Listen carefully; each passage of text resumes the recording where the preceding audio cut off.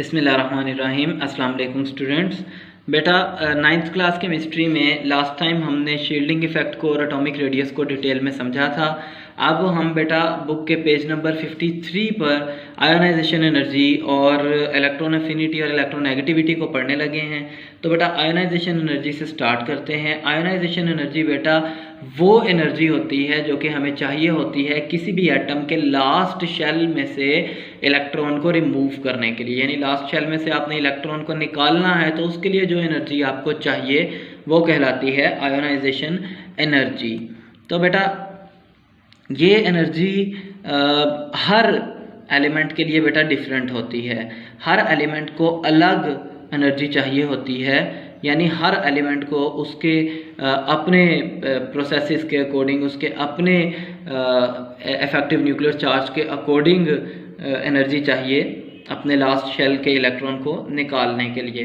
तो बेटा यहाँ पर एक चीज़ अब यहाँ पर बताना ज़रूरी है कि अगर लेट से किसी एटम के लास्ट शेल में सिर्फ एक इलेक्ट्रॉन है तो उसको जब हम वहाँ से रिमूव करेंगे वो एनर्जी कहलाएगी फर्स्ट आयोनाइजेशन एनर्जी। जैसा कि यहाँ पर एग्जांपल है सोडियम की एनर्जी 496 किलो जूल पर मोल है।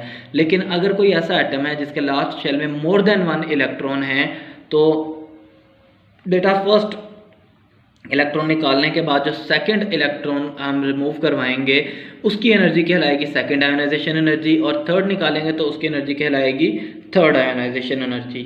तो बेटा सेकंड और थर्ड आयोनाइजेशन एनर्जी फर्स्ट से हमेशा ज़्यादा होती हैं। उसकी रीज़न ये है कि जैसे ही एक इलेक्ट्रॉन निकल जाता है तो जो हमारी एक डिस्ट्रीब्यूशन है इलेक्ट्रॉन और प्रोटॉन की वो थोड़ी सी डिस्टर्ब हो जाती है, क्योंकि equal number of electron proton होते हैं, लेकिन जब एक इलेक्ट्रॉन निकल जाता है तो नंबर ऑफ प्रोटॉन्स ज़्यादा हो जाते हैं और एक इलेक्ट्रॉन कम हो जाता है। नंबर ऑफ प्रोटॉन्स जो हैं, प्रोटॉन्स न्यूक्लियस में से इफेक्टिव न्यूक्लियस चार्ज की मदद से इलेक्ट्रॉन्स को बहुत ही टाइटली ग्रिप कर लेते हैं, जिसकी वजह से हमें ज़्यादा फोर्स देकर इलेक्ट्रॉन्स को रिमूव करवाना पड़ता है। तो अब बेटा इसके ट्रेंड की तरफ जाते हैं। अगर हम लेफ़्ट टू राइट मूव करते हैं एक पीरियड में तो आयोनाइजेशन एनर्जी इंक्रीज़ होती है। इसकी बेटा वजह ये है कि एटम का साइज़ डिक्रीज़ होता रहता है और हमें ज़्यादा फोर्स लगानी पड़ती है इलेक्ट्रॉन निकालने के लिए। जैसा कि आप ये देख रहे हैं फर्स्ट मेंबर की एनर्जी कम है और लास्ट मेंबर को बहुत ज़्यादा एनर्जी चाहिए इलेक्ट्रॉन निकालने के लिए। और इसी तरह बेटा अगर हम देखें ग्रुप में तो टॉप टू बॉटम बेटा इसकी इलेक्ट्रॉन आयोनाइजेशन एनर्जी कम होती है। उसकी रीज़न बेटा ये है कि ऊपर जब हम टॉप टू बॉटम मूव करते हैं ग्रुप में तो साइज इंक्रीज करता है due to addition of extra sales.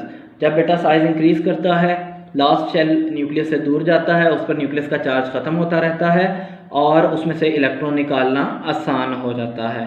तो बेटा नेक्स्ट अब पढ़ते हैं इलेक्ट्रॉन एफिनिटी को। इलेक्ट्रॉन एफिनिटी बेटा वो एनर्जी है जो कि रिलीज होती है तब जब हम किसी एटम के लास्ट शेल में इलेक्ट्रॉन को ऐड करते हैं। पहली बेटा आयोनाइजेशन एनर्जी इलेक्ट्रॉन रिमूव करने के लिए एनर्जी थी और इलेक्ट्रॉन एफिनिटी बेटा इलेक्ट्रॉन ऐड करने की एनर्जी है। आयोनाइजेशन एनर्जी हमेशा बेटा रिक्वायर होती है, हमें एनर्जी देनी पड़ती है, और इलेक्ट्रॉन एफिनिटी में एनर्जी रिलीज होती है। अब बेटा यहाँ पर कुछ सबसे पहले डिस्क्राइब किया है कि एफिनिटी का मतलब है अट्रैक्शन और एफिनिटी बेटा है tendency of atom to accept an electron to form an anion. बेटा हमेशा जब भी एटम में इलेक्ट्रॉन ऐड किया जाता है ताकि वो एन आइन में चेंज हो जाए, नेगेटिव आइन बन जाए, तो ये कहलाता है टेंडेंसी। यानी टेंडेंसी का मतलब है बेटा काबिलियत।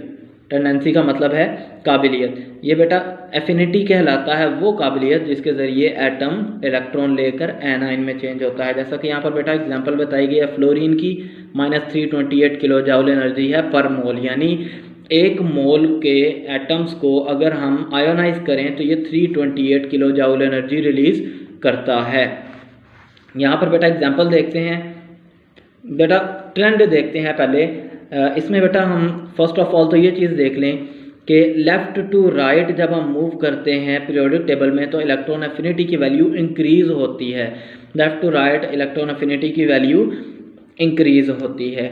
इसकी रीज़न ये है बेटा आपके एटम का size left to right increase होता रहता है और जितना हम न्यूक्लियस के करीब जाएंगे उतना ही बेटा ज़्यादा न्यूक्लियस उसको इफेक्टिव न्यूक्लियर चार्ज से अट्रैक्ट करेगा और उतनी ही ज़्यादा एनर्जी ये रिलीज़ करेगा।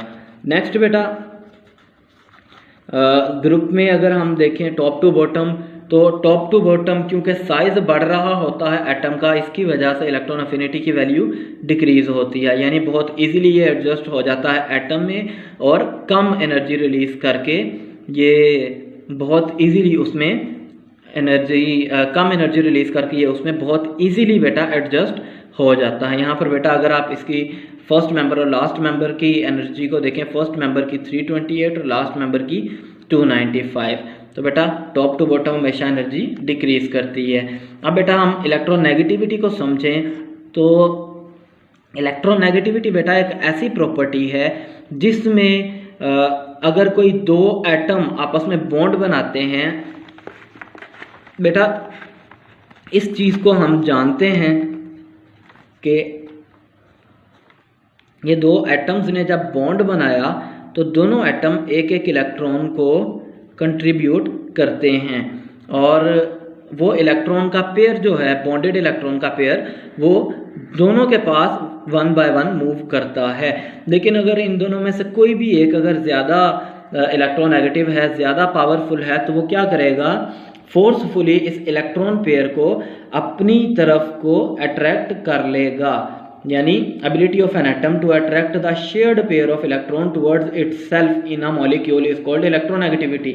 यानी ये शेयर्ड पेयर को अपनी तरफ अट्रैक्ट करना कहलाता है इलेक्ट्रोनेगेटिविटी। इस सूरत हाल में बेटा क्या होगा, इलेक्ट्रॉन सिर्फ इस एटम के पास रहेंगे और दूसरे के पास नहीं रहेंगे। इसकी बेटा बेसिक अगर हम देखें ट्रेंड को, अगर हम देखें तो इलेक्ट्रोनेगेटिविटी का ट्रेंड जो है बेटा ये सेम आयोनाइजेशन एनर्जी की तरह ही होता है। तो ये लेफ़्ट टू राइट पीरियड में इंक्रीज़ करता है और टॉप टू बॉटम ग्रुप में डिक्रीज़ करता है। यहाँ पर बेटा अगर हम देखें फर्स्ट मेंबर का, इसकी इलेक्ट्रोनेगेटिविटी है 1.0 और लास्ट मेंबर की इसकी इलेक्ट्रोनेगेटिविटी है 4.0। और यहाँ पर बेटा अगर हम टॉप टू बॉटम देखें, फ्लोरीन के फर्स्ट मेंबर की 4.0 और लास्ट की 2.7, यानी लेफ्ट टू राइट बेटा इंक्रीज करता है, टॉप टू बॉटम डिक्रीज करता है। तो बेटा होपफुली आपको इसकी अंडरस्टैंडिंग हो गई होगी। इसको बेटा अच्छे से याद करें, अपने थर्ड शॉर्ट टर्म के एग्जाम्स की बेहतर तरीके से तैयारी करें और इस पर बेटा अपना फीडबैक ज़रूर दें। Thank you.